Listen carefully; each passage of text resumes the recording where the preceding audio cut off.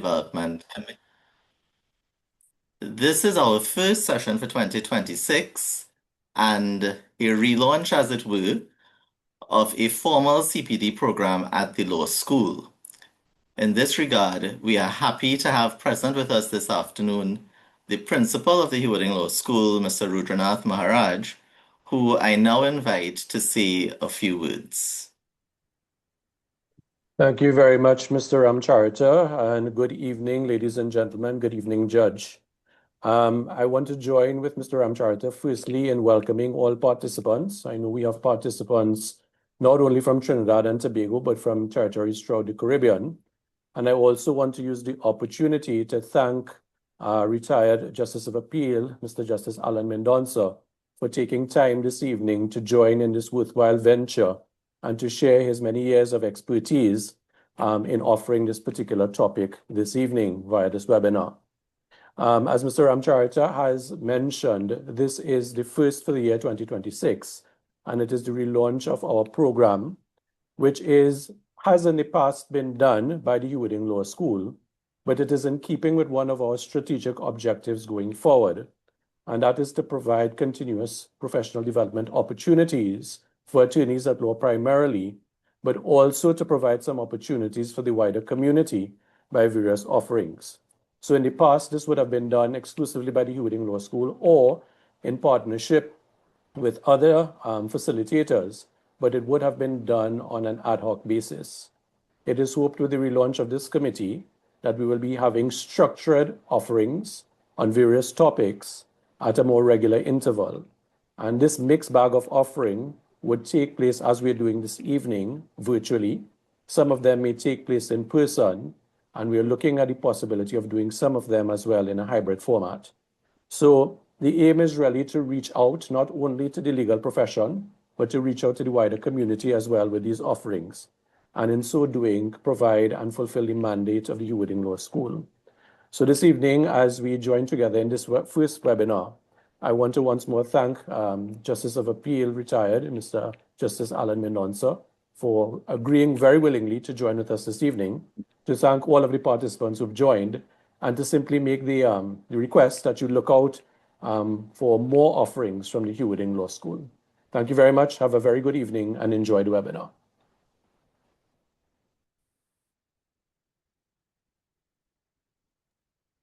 Mr. Ramcharita, back to you. Thank you very much, Principal. Before I introduce our speaker, just a note on the format of this afternoon session. Our presenter will first give his presentation, followed by a moderated question and answer segment. You are invited to post your questions in the Q&A during the presentation. And you would also have the option of posing a live question during the Q&A segment by using the raise hand feature. It is now my privilege to introduce our esteemed presenter this afternoon, the Honorable Justice Alan Mendonça, retired Justice of Appeal of the Supreme Court of Trinidad and Tobago. Mr. Justice Mendonça is a graduate of the Hewarding Law School and was admitted to practice as a solicitor in Trinidad and Tobago in October 1981.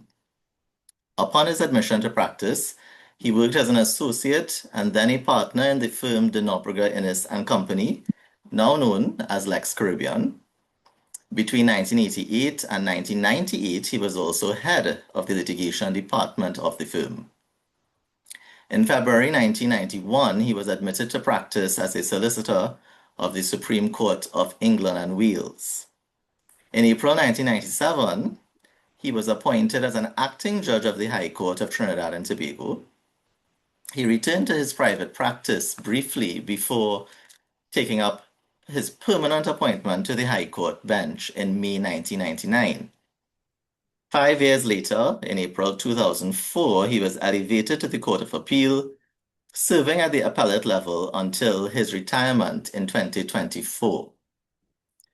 Justice Mendonça has acted as Chief Justice on many occasions. He is also a qualified arbitrator. He is without doubt one of the most respected judges in civil cases in our history. Over the course of his approximately 26 years on the bench, he has authored over 680 judgments, many of which are quoted every week in the courts of Trinidad and Tobago. Without further ado, it is my pleasure to welcome the Honorable Justice Mendonça, and I now hand over to him. Thank you, Mr. Ramchariter. It's my pleasure to be here this afternoon. All right. Well, we are here to speak about effective appellate advocacy. The subtitle of the webinar is presenting your best case.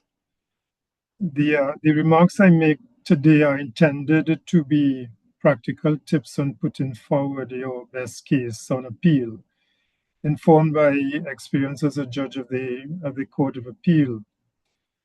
The remarks I made are made with appeals from the High Court to the Court of Appeal on the civil side primarily in mind.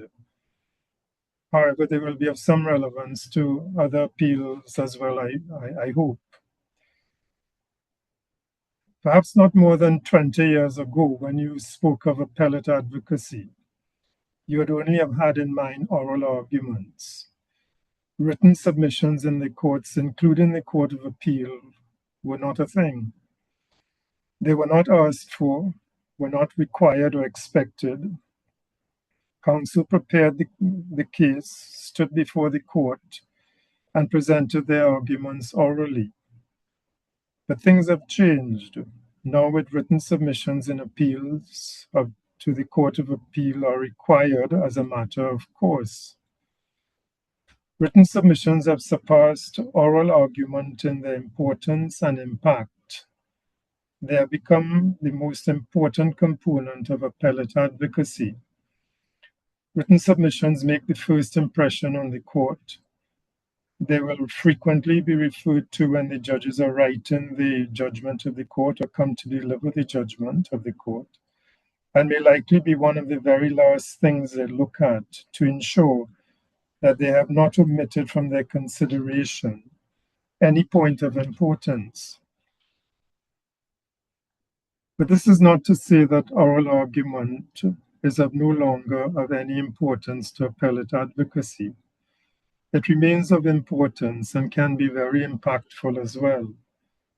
From my experience, there were occasions after hearing the oral argument, I've altered the preliminary view I formed from a consideration of the written submissions. From the appellate judges I've spoken to, I was not unique. They estimated that in roughly 25 to 30% of the cases they have sat on, the oral arguments have caused or contributed to them changing the view they held after considering the written case. So appellate advocacy today is very much a consideration of both written and oral advocacy. But whether it is oral or written, the object of appellate advocacy remains the same, and that is one of persuasion. The object from the point of view of the appellant is to persuade the appellate court that the judge made a material error in the decision to which he or she came, and the decision should be set aside. Looked at from the view of the respondent, the task is to persuade the court that the judge was perfectly correct or made no material error. The key to effective appellate advocacy, whether it is oral or written, is preparation. That too has not changed. It is not difficult to lose what could have been a good appeal if you have failed to be well prepared. Whether you're speaking of oral or written advocacy, you must know your material like the back of your hand. Master the record of appeal. Be very familiar with the judgment that is under appeal. Have a thorough understanding of the reasoning of the judge. As an appellant, your task is to persuade the Court of Appeal that the judge erred. This entails identifying the error or errors you claim the judge made. Nothing will see you lose the attention of the Court of Appeal and the appeal quicker if what you contend is an error of the judges is based on a misunderstanding of the judge's reason. As the respondent, your choice will be simplified if you persuade the court that the appellant's attack is based on a misunderstanding of the judgment of the court. Familiarize yourself with the relevant case and statute law, and with any relevant legal arguments, especially commentary, if any, on the cases on which you or your opponent intend to rely. Check the history of the cases. Were they considered, overruled, or followed in any other case? If so, look at those cases for any guidance they may offer. There was an occasion very early in my tenure as a judge of the Court of Appeal that underlined the importance of looking into the history of cases that were relied on. The point in issue in that appeal was a limitation point which depended on the construction of a section in our old Limitation Act that had not been considered by our courts. The respondent relied on 2 English Court of Appeal decisions that dealt with the identical section in an English statute. The appellant made no attempt to distinguish the cases or to refer to any case that took a contrary view. In the light of those cases, it was clear to us that the appeal should be dismissed, as they were clearly in favor of the respondent. We proceeded to dismiss the appeal and indicated that we'll give our reasons in writing at a later date. It was agreed that I would write the judgment or reasons of the court. It just so happened that I began work on the reasons almost immediately on returning to chambers. I decided first to check the history of the 2 cases that were relied on by the respondent, not expecting to find anything of relevance. After all, the appellant seemed to accept them without demur. The very first case I found was a decision of the House of Lords, in which the 2 cases were considered. The House of Lords stated that they were not in agreement with the interpretation of the Court of Appeal in the 2 cases, and gave what they considered to be the correct interpretation, an interpretation which was in favor of the appellant in our appeal, and seemed quite logical and persuasive. But the cases were not overruled by the House of Lords. The reason given by the House of Lords was that sometime after those cases were decided, the English statute was repealed and a revised statute was enacted. The subject section was retained in the revised act without any change to it. The House of Lords reasoned that in reenacting the section, Parliament would have been guided by the decisions of the Court of Appeal as to the meaning of the section.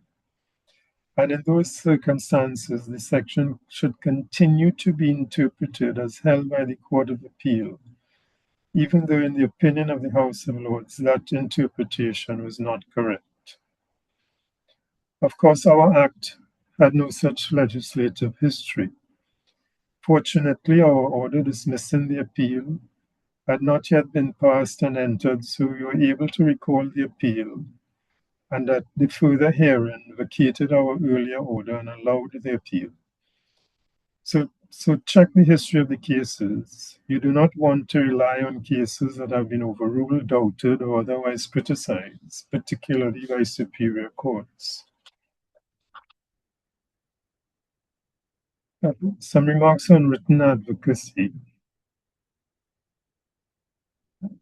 I will speak to written advocacy first, following those general remarks. Written advocacy begins with the notice of appeal.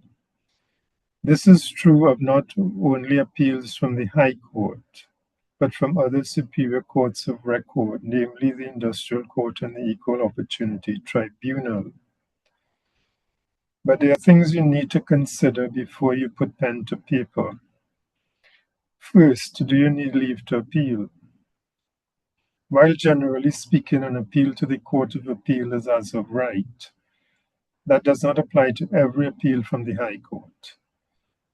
There are some cases where the appellant will need leave to appeal. Leave is required to appeal from an order made with the consent of the parties, an order as to costs, and a final order of a judge of the High Court made in a summary proceeding.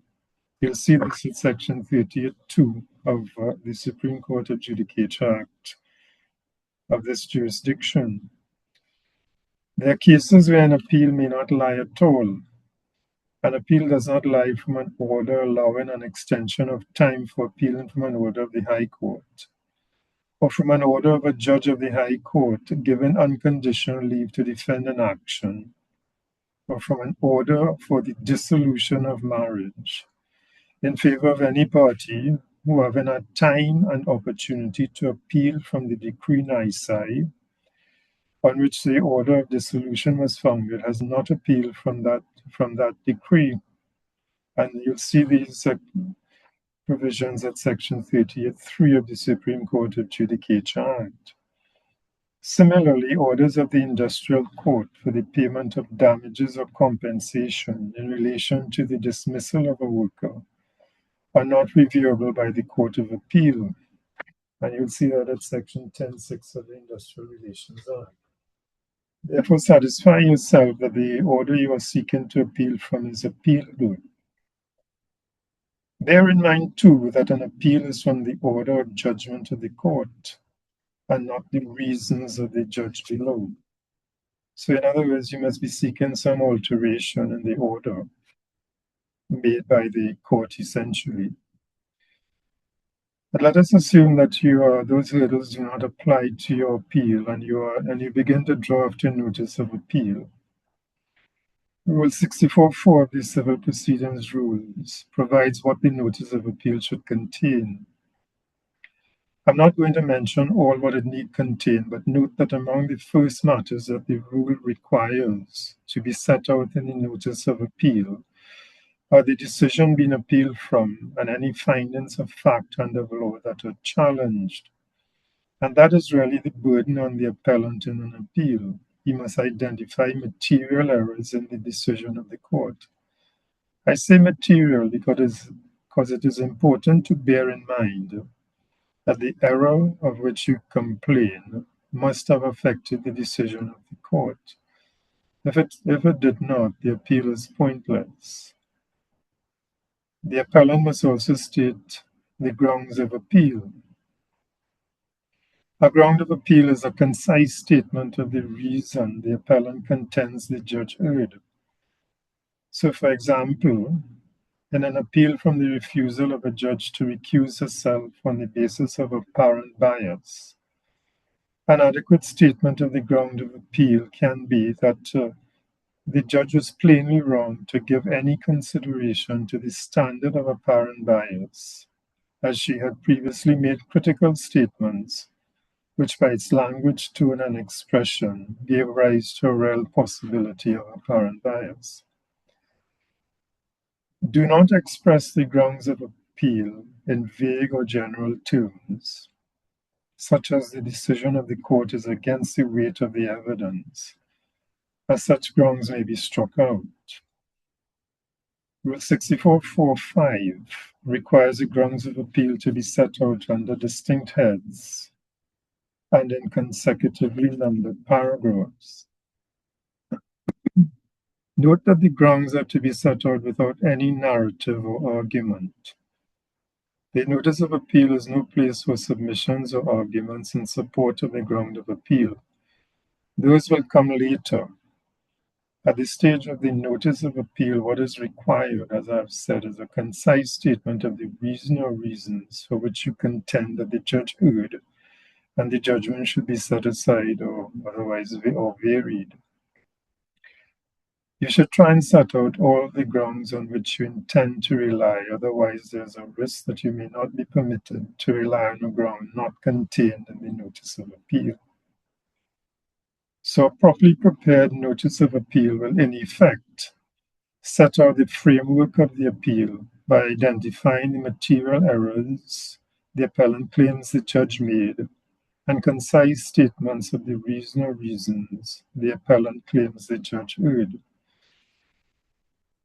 In preparing your grounds of appeal, note that in some cases the grounds on which an appeal can be made are limited, so that in the case of appeals from the industrial court, there are limited grounds of appeal. You'll see those at Section 18.2 of the Industrial Relations Act. Note specifically that an appeal from a finding of fact is not a ground on which a judgment of the industrial court may be challenged. There are similar provisions relating to appeals to the Court of Appeal from the Equal Opportunity Tribunal. See Section 50 of the Equal Opportunity Act. However, the Equal Opportunity Act allows appeals from the tribunal on a finding of fact,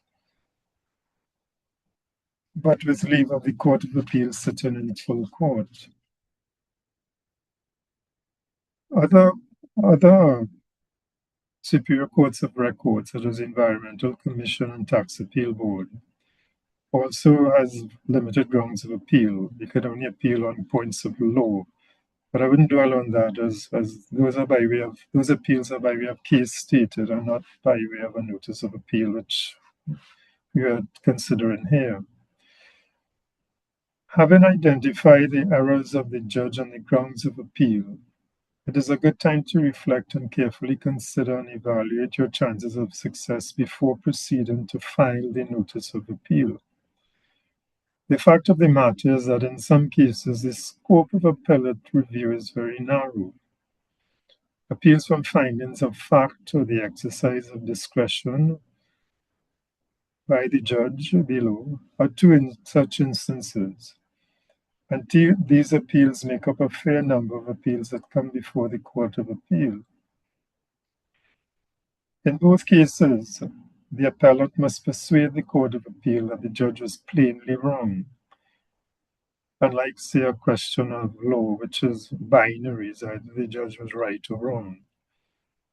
But the onus to show that the judge was plainly wrong is a heavy one on the appellant. In the case of appeals from a finding of fact, the judge would have gone plainly wrong if it can be demonstrated that his decision is one that no reasonable judge could have reached. So there's an area of reasonable disagreement that must be crossed for the appellant to succeed. And on appeal, the judge below gets the benefit of an assumption that she has considered the whole of the evidence, even if relevant parts are not expressly considered in the judgment of the court, unless there's compelling reason to assume otherwise. You may say that approach is a charitable one, and that is exactly how it has been described in a recent judgment of the Privy Council in Alexander and Gabriel. Lord Legat, at paragraph 22 of the judgment of the board, on treating with a submission on whether words carried a defamatory meaning, which is a question of fact, stated, and I quote, "In reviewing a judgment given at first instance, an appeal court should adopt what might be called a principle of charity. That is, the appeal court should approach the judgment on the assumption that the judge carried out her task proficiently and understood the facts and law correctly, unless and until the contrary is shown. It would be unrealistic, would place an unreasonable burden on judges, and would hinder the efficient administration of justice to expect judges to record everything relevant to their decisions and the reasons they give for them, including matters which are not salient or not disputed." End of quotation. Now, if that doesn't underline the need for caution and careful consideration before instituting an appeal, the success of which is dependent on the Court of Appeal overturning a finding of fact by the trial judge, then it seems to me not much else will. But the fact is that caution is needed.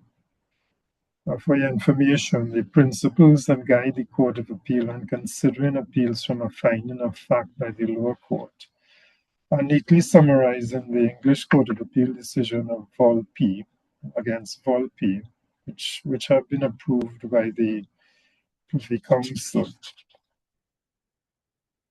Appeals from the exercise of a discretion by the judge are in a similar category. As I mentioned, in such cases too, the scope of review is narrow, and the Court of Appeal has to be persuaded that the judge below was plainly wrong. That recognizes, again, that there's an area of reasonable disagreement that is permissible. And to succeed, you have to persuade the court that the decision of the judge falls outside of that.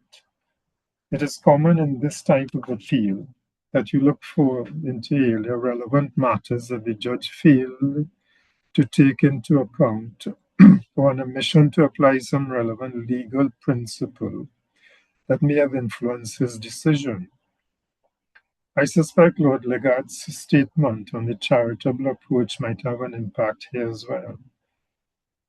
And be minded that even if you identify errors on the part of the judge, the Court of Appeal may not come to a different conclusion as to the proper exercise of the discretion in the particular case.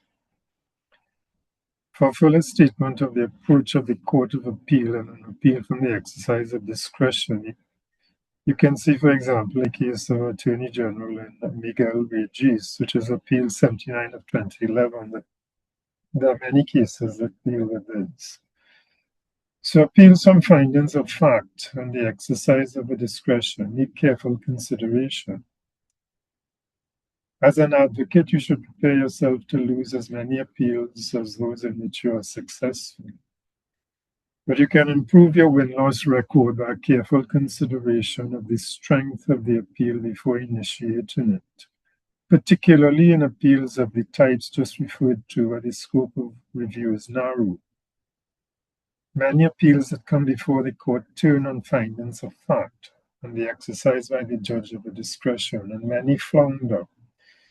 You, of course, owe it to your client to advise on the chances of success and the cost implications should the appeal fail. Another matter you need to bear in mind in settling the grounds of appeal is to ensure the ground of appeal on which you intend to rely was a point in issue in the court below. Otherwise, you may not be able to raise it on appeal. You will need leave of the Court of Appeal to raise the new point. The principles on which the court acts in that regard can be found in the English Court of Appeal decision of Singh and Das, where it is stated that the following principles apply where a party seeks to raise a new point of appeal, which was not raised below. First, an appellate court will be cautious about allowing a new point to be raised on appeal that was not raised before the first instance court. Second, an appellate court will not generally permit a new point to be raised on appeal if that point is such that either A, it would necessitate new evidence, or B, had it been run below, it would have resulted in the trial being conducted differently with regards to the evidence at the trial. And third, even where the point might be considered a pure point of law, the appellate court will only allow it to be raised if three criteria are satisfied. A, the other party has had adequate time to deal with the point. B, the other party has not acted to his detriment on the face of the earlier omission to raise it. And C, the other party can be adequately protected in costs. From that, it's safe to say that applications to raise a point of pure law on appeal that was not raised below will more often succeed than not. But applications to raise other points will more frequently fail than succeed. So if your appeal is based on points that were not raised before, you need a rethink before instituting it. Now, Rule 64.4 also requires the appellant to state in the notice of appeal what orders he's asking the Court of Appeal to make. Should the appellant succeed, the court will usually look to the notice of appeal to see what orders the appellant is seeking and grant such of them as it may deem appropriate. The orders that the appellant is seeking should therefore be identified with thoroughness in the notice of appeal and be drafted with precision. Because very often what happens is that you expect the Court of Appeal on its own motion to make certain orders, but it's really dependent on the orders you are seeking. That plays a very important part.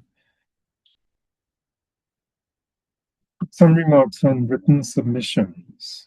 Okay, so the appeal is often running, so to speak, your filing notice of appeal. And at the appeal management conferences, where directions are usually given for the filing of written submissions in substantive or final appeals. More emphasis is being placed on by the Court of Appeal on case management as it relates to the appeal. And the appeal management conference is where that will occur. The appeal court judge at the appeal management conference may seek to narrow the issues or persuade you that the appeal itself is without merit and should be withdrawn, or may make other suggestions, such as a possible settlement of the appeal or some form of ADR, among other things. So do not go into the conference cold. Review the record and be prepared to address such matters if they arise. You do not want lack of preparation to be responsible for doing anything prejudicial to your case on appeal. Of course, in the case of procedural appeals, there's, as of now, no appeal management conference prior to the hearing of the appeal.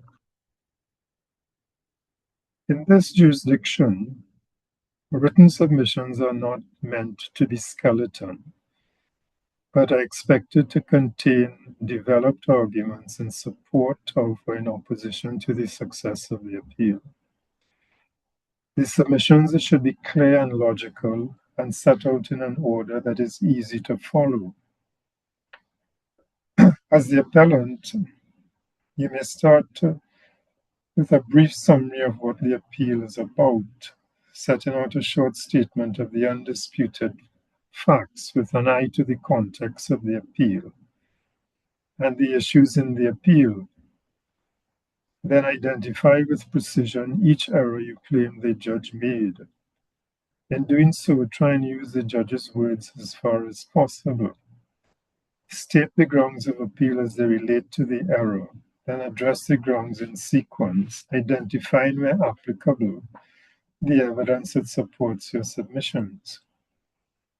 If you are the respondent and you are replying to submissions of the appellant, having not seen them, as happens in cases where the court may have ordered an exchange of submissions, your task is to defend the judgment of the court. Set out a short summary of what the appeal is about and the undisputed facts as relevant to the appeal as the respondent sees them. The errors complained of and the grounds of appeal relied on by the appellant, and discuss why the grounds cannot succeed, and also explain why the judge's decision was correct or not plainly wrong, as the case may be, and identify any relevant evidence in support of your submissions. If the respondent is replying to the appellant's submissions that he has had sight of, then his task is to address the submissions made and explain why they cannot win the appellant the appeal, as well as support the judge's decision.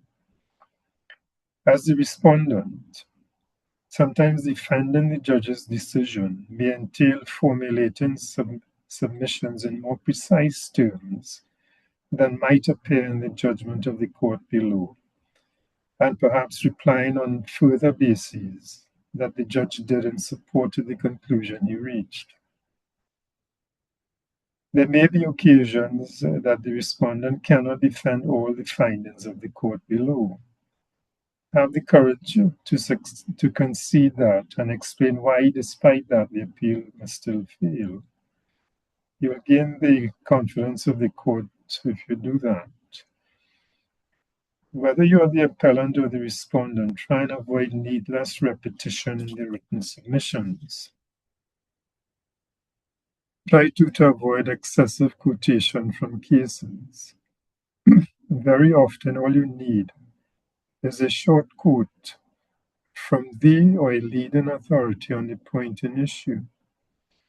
Ensure that you correctly identify the names of and references to the cases and the relevant parts of them that you may have referred to. And before citing a case and quoting from it, ensure that you have identified the proposition it supports. Avoid citing High Court decisions unless there's no other authority on the point, which is hardly ever the case. When I say a High Court decision cited, it happened far too often. The first thing that suggests to me is that the issue is not properly researched. Try and support your argument with the decisions of the Privy Council or the Court of Appeal, both of which are binding on the Court of Appeal, or decisions of the UK House of Lords, or more recently the Supreme Court, or the CCJ, which are considered highly persuasive.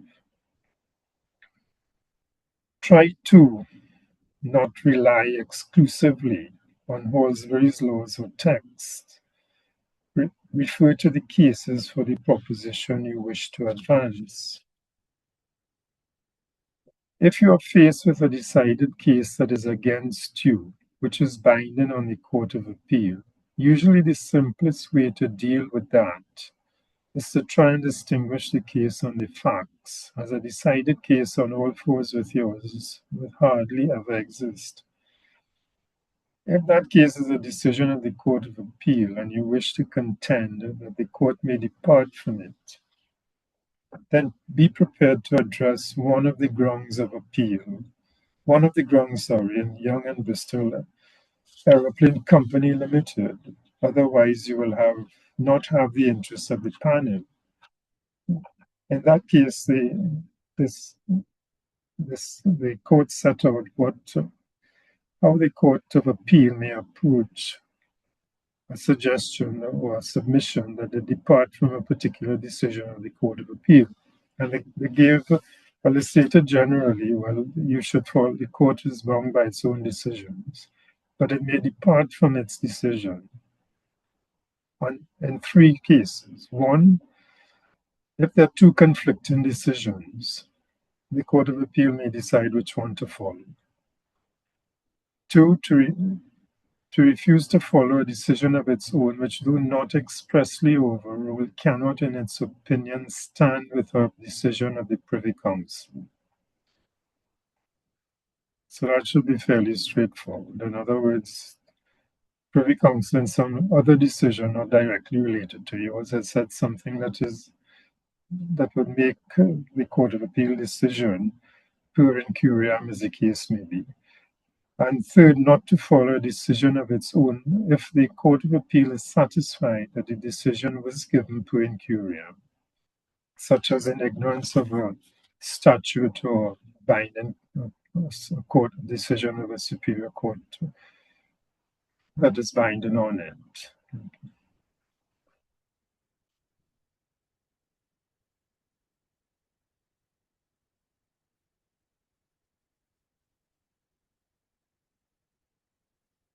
In preparing your submissions, I suggest you start with your best point first, but also identify the weaknesses in your case and explain them away.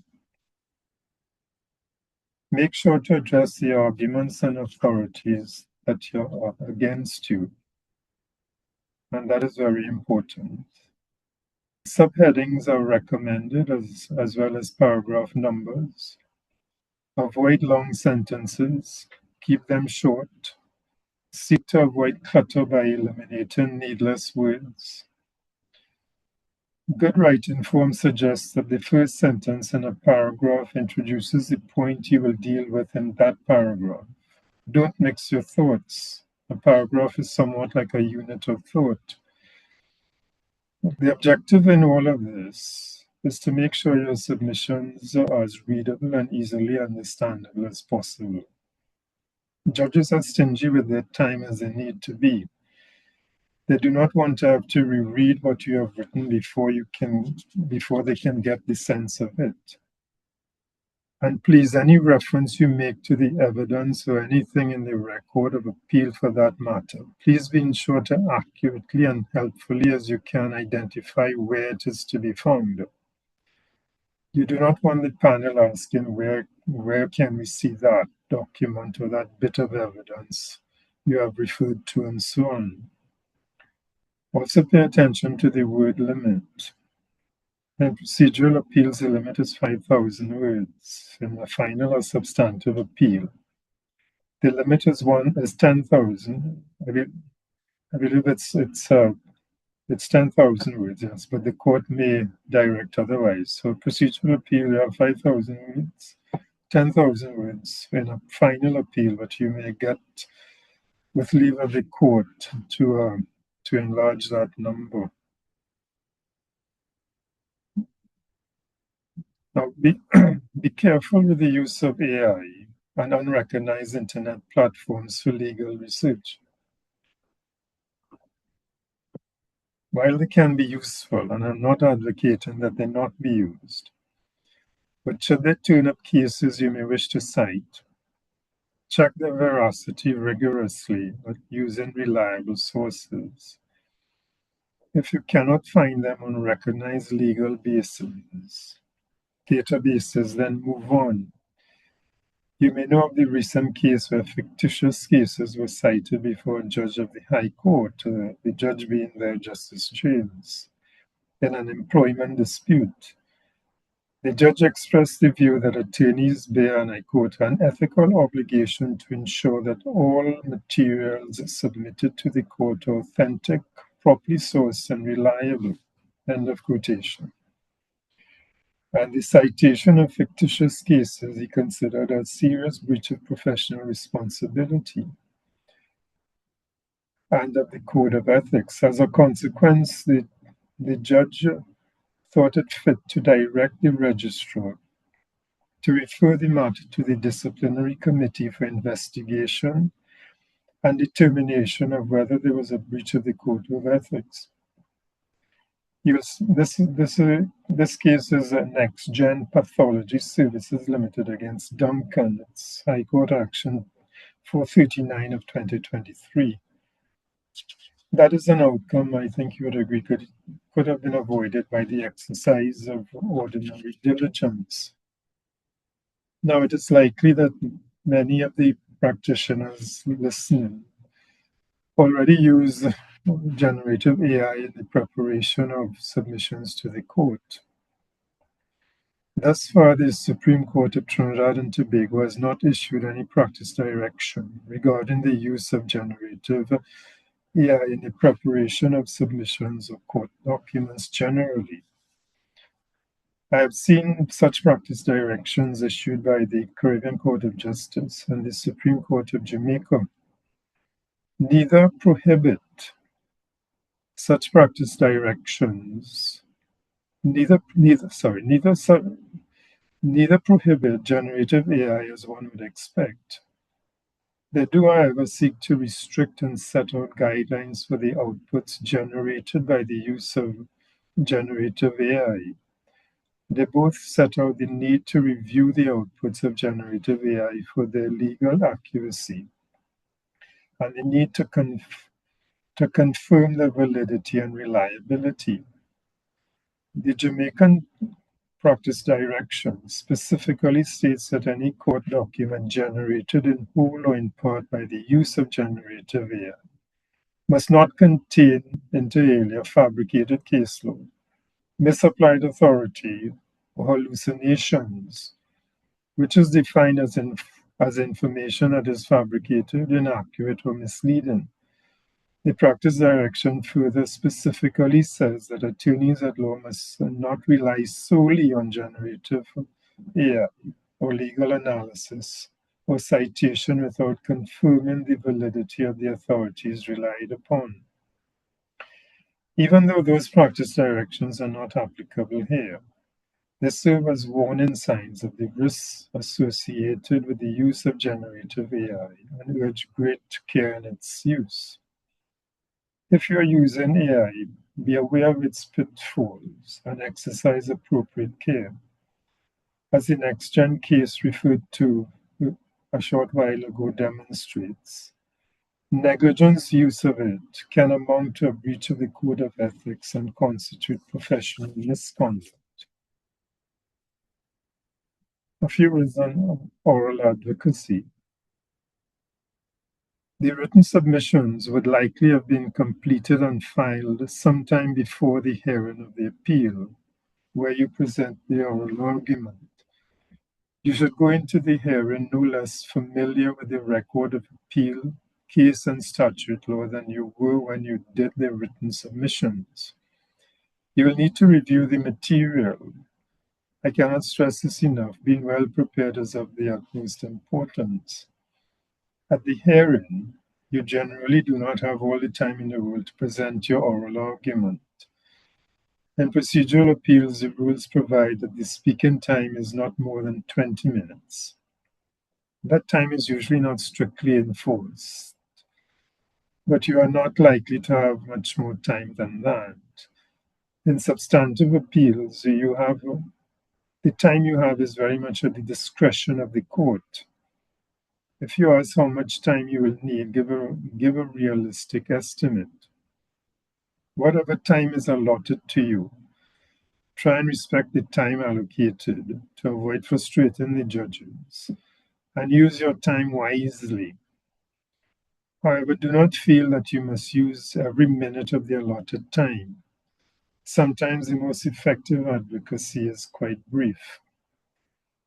The hearing is not the opportunity to read your submissions, your written submissions. The judges usually come into the hearing having read the record and the written arguments. They know what the case is about and are familiar with the written arguments of the parties.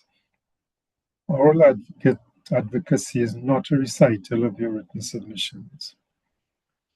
However, elaboration of your case is helpful, necessary, and expected. Like your written submissions, your oral argument should be in a logical and easy to follow order. I suggest that you start with a roadmap of your intended submissions. Set out the grounds that you intend to address and the order in which you intend to do so. Be clear and orderly as to the points you make in relation to each ground. Transition smoothly between grounds and points. Signal when you are leaving one to go to another, such as by saying, "My lord, my lady," or "my lords," as the case may be. Moving on to ground two, or my second point in support of ground two is so and so and so on. You should advance your best grounds and points. Try to avoid advancing a ground or point that on proper reflection you have determined to be weak and not likely to win you your appeal. That only is not a good use of the time allotted to you, but you will lose credibility if you carry on with a weak ground or point. Be sure to deal with any points and authorities against you that you have not dealt with at all or adequately in your written submissions. Listen carefully to your opponent and be sure to address any new points or authorities he may have raised in his oral argument. Similarly, listen to the exchanges between the court and your opponent. These can signal what is of concern to the judges and what they consider to be the important issues in the appeal. You may want to add your voice to the discussion.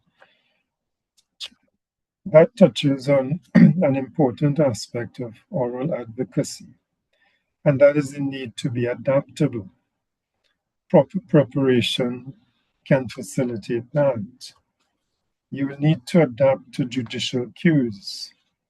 For example, in the intervention by the court, the judges may be signaling what they view as a key and important issue in the appeal that may not have been in the forefront of your case and what you intended to address on. You cannot ignore that. You will need to adjust your argument.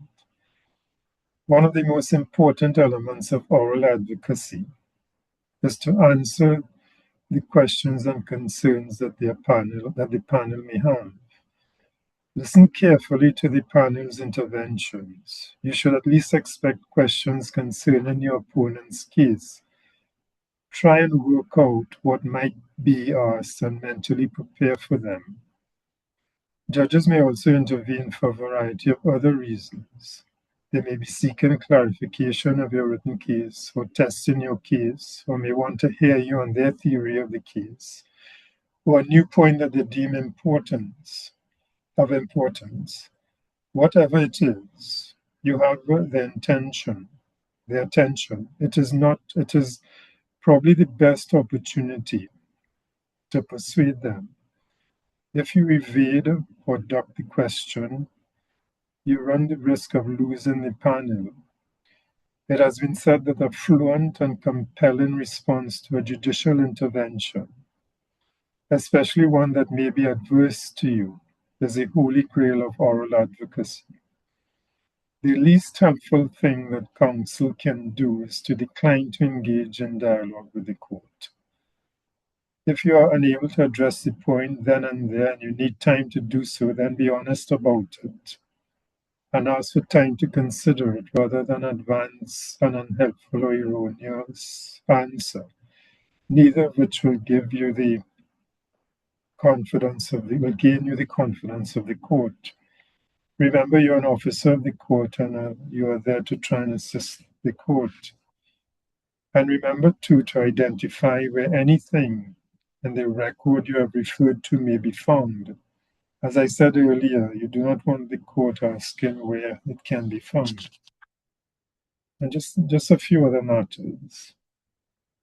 As in the case of your written submissions, before referring to an authority, ensure that you have identified the proposition it supports. I found myself having to ask frequently, what is that about that when counsel begins to read from a case? So identify the proposition that it is in support of. Let the court know where it may be found on the relevant page and paragraph, and read from the authority itself rather than some extract of it that may be in your written submissions.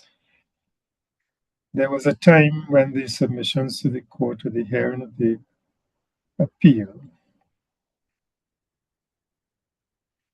Sorry, let me say that again. There was a time when the submission to the court of appeal, or the hearing of the appeal,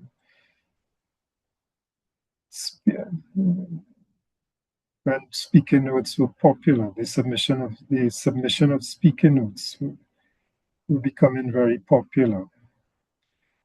My hope is that what the Privy Council said has dampened the enthusiasm for so doing.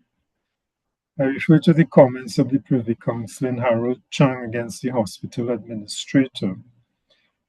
This was an appeal from this jurisdiction.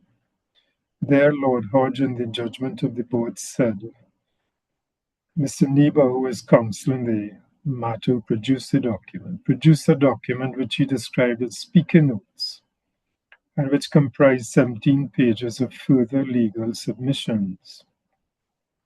The board confirms that it does not find the production of such a document helpful, and consider that it may cause unfairness if it is provided to an opposing party at short notice. This is so particularly when the document amounts not to a note of counsel's intended oral submissions, but to further legal and factual submissions, not foreshadowed in his written case, on some of which counsel draws in his oral submissions. Even if a document were properly a party's speaking notes, the board would not find it helpful. A party's written case should be supplemented by his or her counsel's oral submissions. if counsel finds it necessary to make oral submissions which are at variance with the written case, a brief note of enumerated propositions of law might assist the board. Beyond that, counsel should rely on the written case and oral submissions unless otherwise requested. In my view, these remarks apply equally to appeals before the Court of Appeal. And lastly, while there is no need to speak at dictation speed, do not rush your argument, except perhaps where you may find yourself pressed for time. But speak at a measured pace and do so clearly.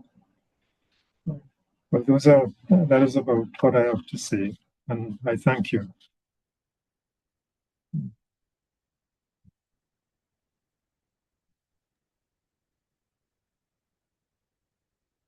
Thank you.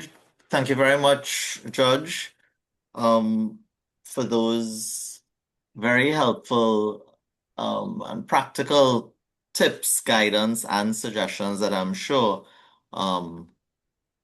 everyone is soaking in and would have benefited from. I am looking at our chat at the moment, and at this point, I would like to ask my colleague, Miss Leah Thompson, one of our committee members, to open the Q&A and direct one or two questions we have in the chat, Judge, at the moment, to you. I'd also just like to remind persons, for those of you who probably are still thinking of your questions or so, and instead of typing, you wish to ask the question live, you can do so by using the raise hand feature, and we will acknowledge same and allow you to ask your question. Thank you. Good afternoon, all, and thank you so much, Mr. Ramcharita. So, Judge, I will direct the first question that we have in the Q&A to you, and that is from one Daniel Cook. So Daniel asks, when one is out of time in filing their notice of appeal, is the Court of Appeal lenient in allowing an extension of time given the circumstances? Do the Justices of Appeal, and this is part two, do the Justices of Appeal weigh the same considerations laid down in Roland v. James? As far as I know, as far as I recall, I should say, they would, or they should, because there's no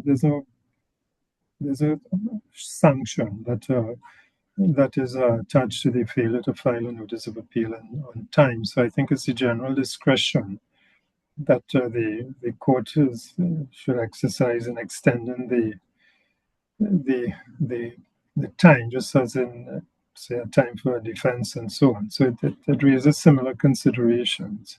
So I would think the guidance given in Roland James should also apply to that.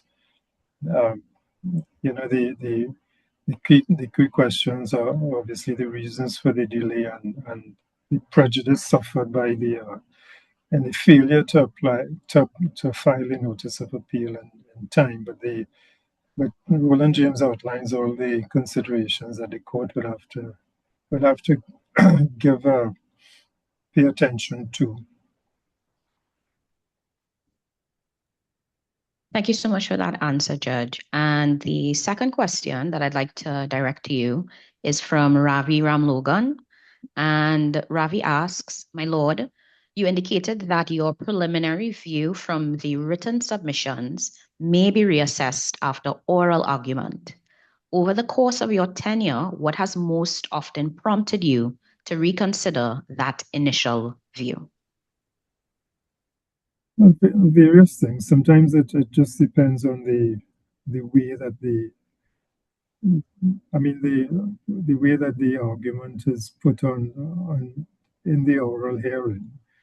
As I said, it's an opportunity to elaborate, to embellish your arguments, to expand on them, and sometimes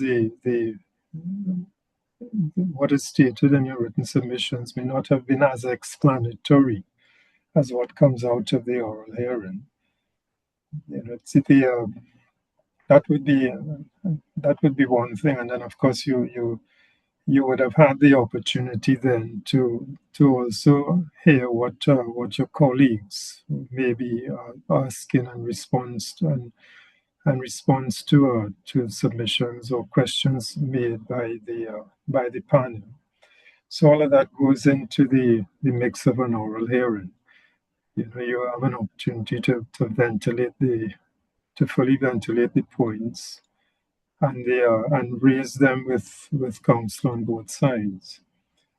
So it would be matters like that that would have facilitated the change of mind in having considered the written case. Thank you so much, Judge. And I've just put some a quick note in the chat for anyone who would like to ask questions live, direct your questions live to the judge. You simply have to raise your hands and we will allow you to direct your questions directly to the judge. Roshan, back.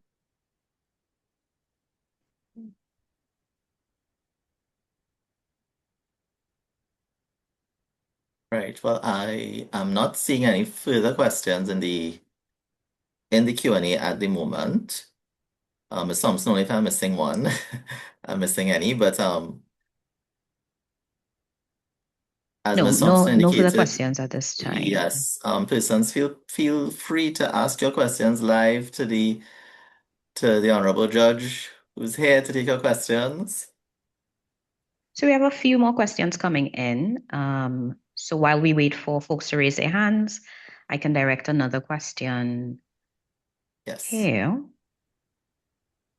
This is from Audley Quallo. Judge, how does the court treat an apparent issue that was not raised by either party, but apparent from the record? The court, as I think you'll see it in Part 64, can rely on grounds of appeal that are not contained in the notice of appeal. But of course that would be particular circumstances. If it's a new point, if it's contained in the record of appeal and it's a live issue in the court below, then I see no problem with it being raised. If the court, the panel finds it of interest or of importance in the appeal, then they will no doubt raise it. And if they're raising it, it means that they'll probably allow an amendment to the grounds of appeal to be included among the grounds of appeal, provided that the respondent can respond adequately to it. I mean, if it's of sufficient importance, they very well give time for that ground to be aired properly. But it does happen on occasion where the court sees the case very differently from what the parties have argued and do raise new points. But I mean, it would need to have been ventilated in the court below for that to have any traction. You know? But once it has been, then it's an issue that can be raised on appeal if it's of importance.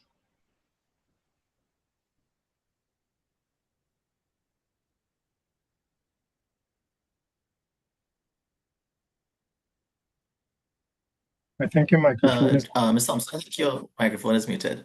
Thank you. You'd have mentioned earlier, Judge, that if one does not know the answer, one should simply indicate that to the court and ask for additional time.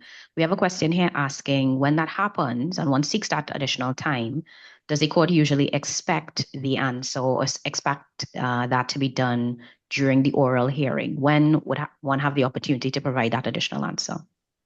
If you're on your legs and the court asks a question, you may just want time to reflect on it at the end while you're speaking, or get your instructing attorney or if you have junior next to you to give you some assistance at the end of it. Depending on how the difficulty of the point, you can raise it at the end of your submissions.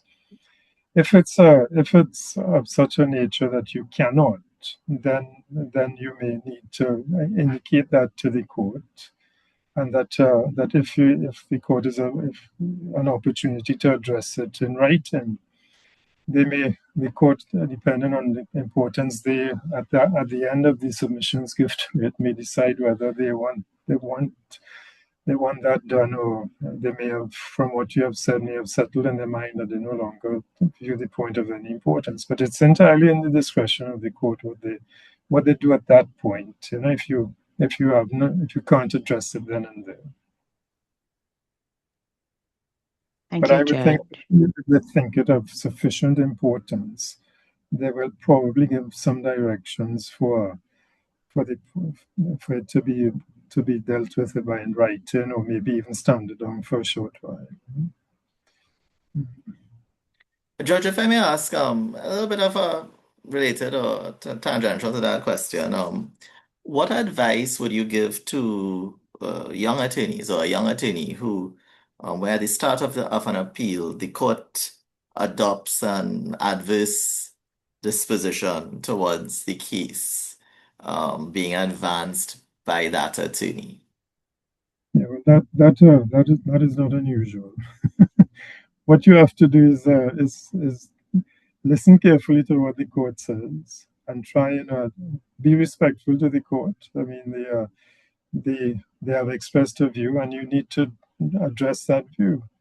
If it is that you cannot persuade the court that the view that they expressed that they just expressed to you is not correct, or that you have a case to you have an answer to, then present it. Sometimes, however, you are unable to do so, and the fact of the matter is that the appeal is not a good appeal. That the point that raised is sufficient to deal with the appeal.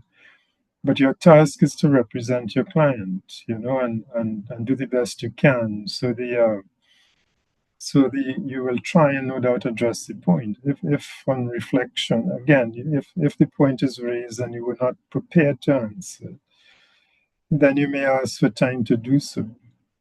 In line with what we had previously discussed.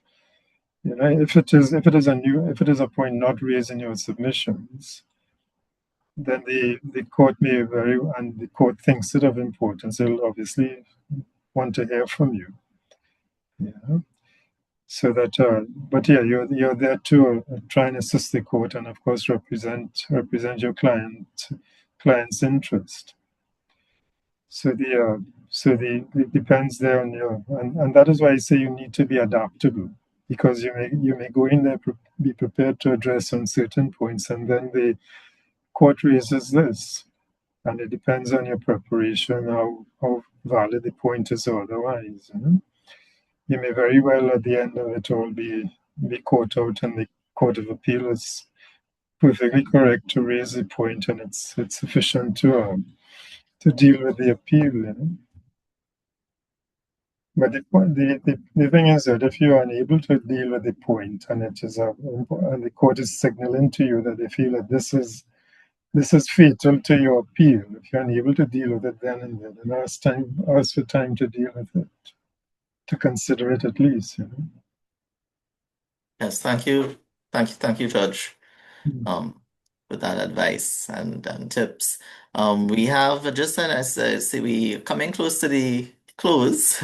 So I would take one more question that I see in the chat, and I think I just saw a hand raised. We'll see if we can take that one. But before getting to that question, I have a question from Ms. Zelica Haynes-Suvan. Good afternoon, Judge. Where there is a discrepancy between a judge's oral ruling and the written judgment, what steps should counsel take to preserve the record and properly frame any appeal? Now, if the oral judgment was given, I think the written judgment is what should be considered. It is, after all, it follows the oral judgment. It comes after it, and it's the judgment where the judge is given his or her full attention to. and has actually taken time to write the decision.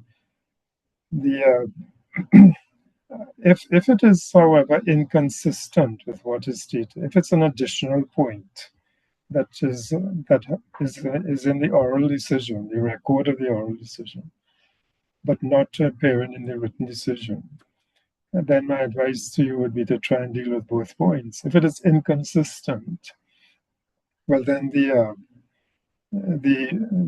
written submission, the written judgment is the one I think that should prevail. But probably out of an abundance of caution, you need to deal with both of them as well.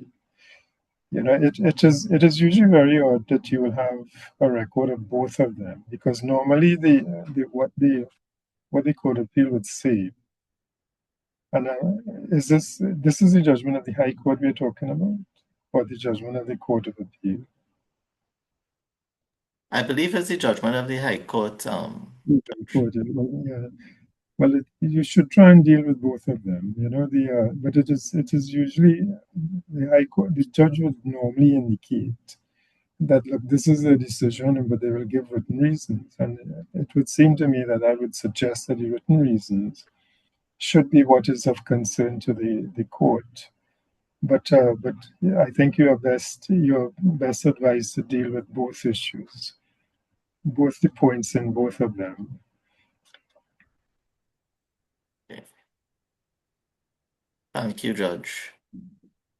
So we are running out of time, and I know we have a few more questions that popped into the chat, and I think that we those questions can be recorded, and if possible, we can undertake to seek to get an answer to any of those outstanding questions. But we do have to wrap up now, and just a reminder that the recording will also be available. The recording of this session would be made available on the law school's website, so you can look out for that as well.